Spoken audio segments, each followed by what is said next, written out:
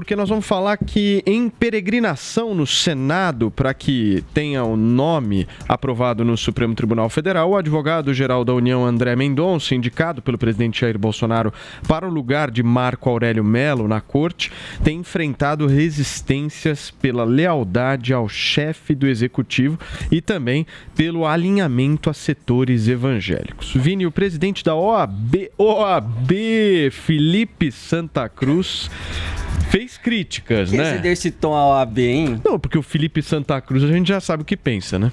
Já sabemos. Não é muita novidade. Já sabemos. Mas vamos primeiro mostrar o tweet do próprio André Mendonça, Paulo Matias, sobre a indicação, sobre a nomeação dele pelo presidente Jair Bolsonaro para o lugar do ministro Marco Aurélio Mello. Então ele disse o seguinte, com a submissão de meu nome ao Senado Federal, agradeço a Deus pela vida e por essa possibilidade de servir o meu país, a minha família, pelo amor recíproco ao presidente Jair Bolsonaro, pela confiança aos líderes evangélicos, parlamentares, amigos e todos que têm me apoiado. Coloco-me à disposição do Senado Federal.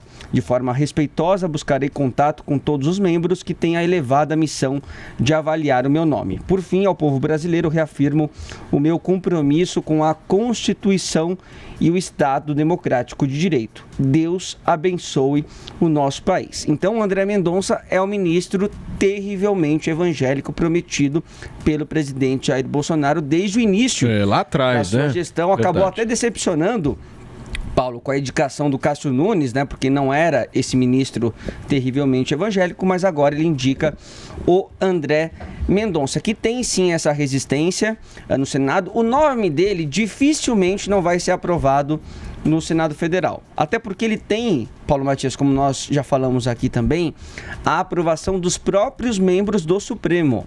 A maioria dos ministros do Supremo Tribunal Federal avaliam como positiva a indicação do André Mendonça, até informal, porque... né? Isso não existe formalmente. Informalmente. Até porque eles acham que pode vir coisa pior.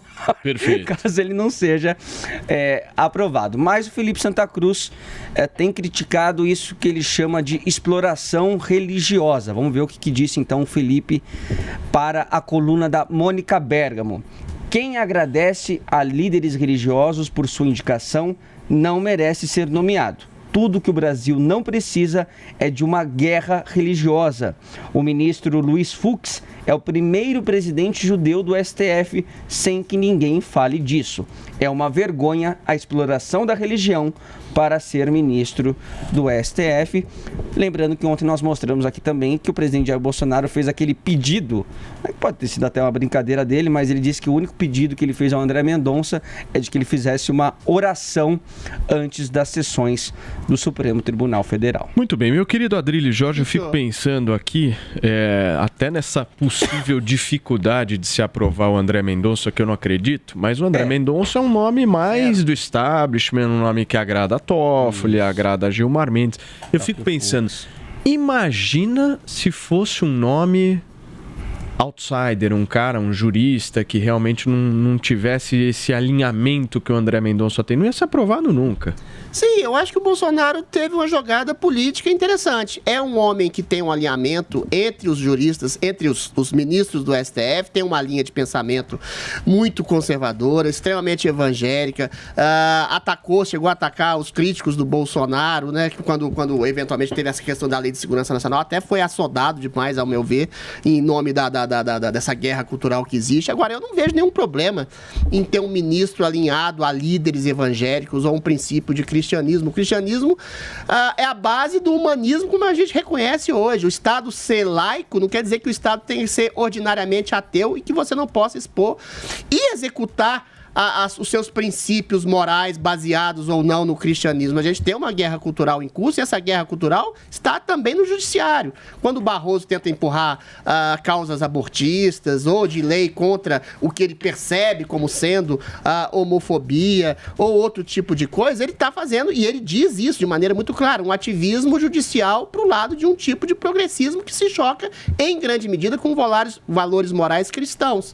Então você fazer um tipo de controle contraste no Supremo para que tenha uma equidade maior de valores, de pesos e sobrepesos em relação a princípios ideológicos ou morais, e que esse tipo de princípios morais norteiam as decisões de um juiz, de um jurista, de um ministro do Supremo, é extremamente importante. A gente sabe que 80% dos ministros do STF hoje foram colocados lá pelo petismo, pelo lulopetismo. Então existe um alinhamento mínimo ou maior que seja a um critério mais progressista, mais de esquerda, menos assim, de um valor menos cristão. Ou seja, o Bolsonaro acerta, e acerta em grande medida nesse sentido, estabelecer um tipo de equidade maior, moral, que norteie as decisões do Supremo Tribunal Federal, que não deixe o Supremo à mercê de um simples ativismo progressista, que o vê, inclusive, que chega a ver o Bolsonaro como uma figura reacionária e até nazista da parte de alguns ministros. Agora, Bruna, esse debate ideológico numa Suprema Corte do Judiciário, ele já acontece, por exemplo, nos Estados Unidos, né? Isso é muito comum, né? Lá nós temos 9 ministros do Supremo americano, mas há um embate forte entre os conservadores, os progressistas.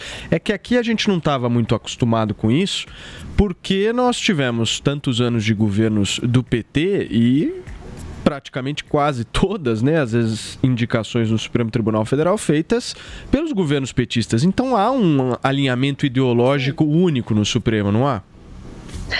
Sim, a gente percebe uma afinidade entre os juízes até quando eles emitem as sentenças, né? Até os tipos de assessores, eles argumentam muitas vezes de maneira semelhante. Agora, o que eu gostaria de dizer aí para o presidente da OAB é que ele está precisando fazer uma avaliação, um exercício de autoconhecimento para descobrir qual é a religião dele, porque ele tem uma também, né? Mas é uma religião que é o culto revolucionário.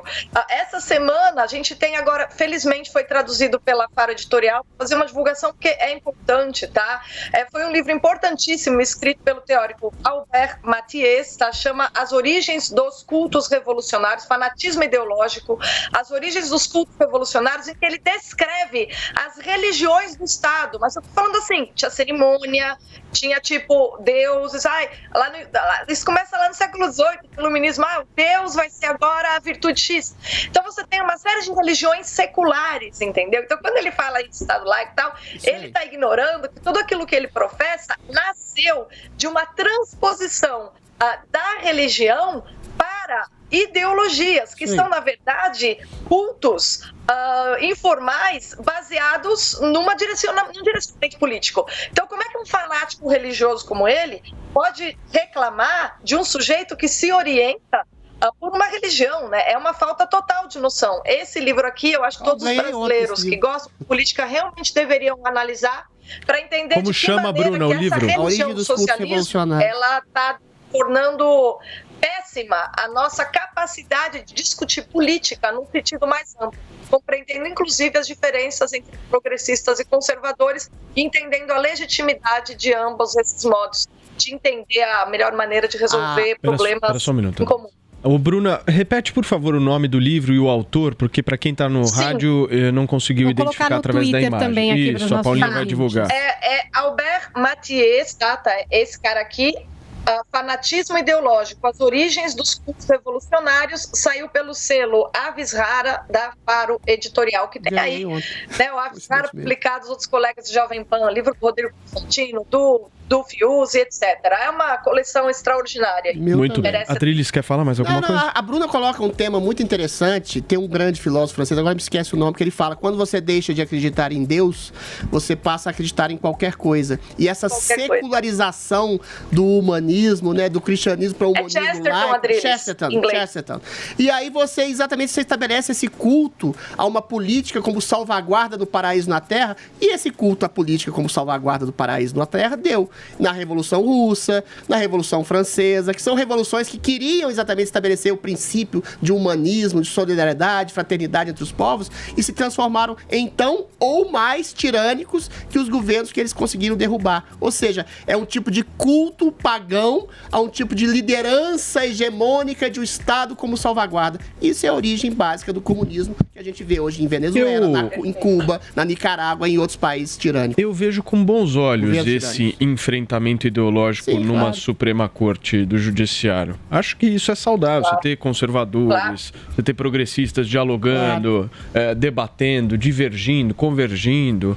Agora, o samba de uma nota só, como por muitas vezes a gente viu acontecer, é o que eu acho que traz prejuízo. Vini, você quer falar? Não, só para lembrar que o nome dele também, do André Mendonça, tem essa resistência no Congresso, porque ele é visto como seria um ministro mais punitivista, né? E no caso de uma indicação, por exemplo, de um Augusto Aras, teria uma certa complacência maior com o Centrão ali, enfim, com os políticos. Pelo amor de Deus, de centro. Agora, ele vai ficar, Paulo Matias, caso o nome dele seja aprovado, 27 anos no Supremo Tribunal Federal. Esse é outro problema, né?